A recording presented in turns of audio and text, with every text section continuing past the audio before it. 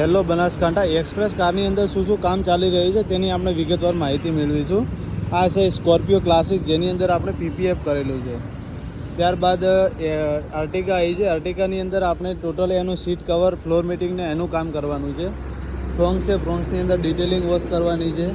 પછી સીટની અંદર આપણે રબિંગ પોલિશિંગ કરી છે. તમે રિઝલ્ટ જોઈ શકો છો કે કઈ ટાઈપનું છે.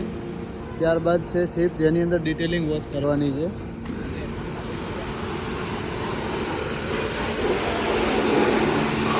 આર્ટિકાની અંદર વોશિંગ ચાલુ છે.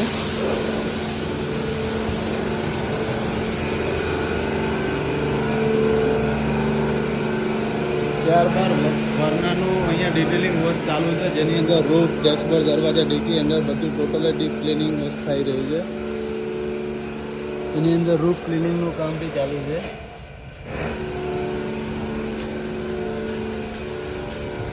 ત્યારબાદ ઇકોની અંદર રબિંગ પોલિશિંગનું વર્ક ચાલુ છે, જેની અંદર પેપરનું વર્કિંગ ચાલુ છે. આ જે ટાટા સિયારા, જેની અંદર આપણે બોરોફિન કોટિંગ કરવાનું છે. ત્યારબાદ હાઈ રાઇડરની વાત કરીએ તો તેની અંદર પીપીએફનું કામ કરેલ છે, જેનું વર્ક ચાલુ છે હજુ.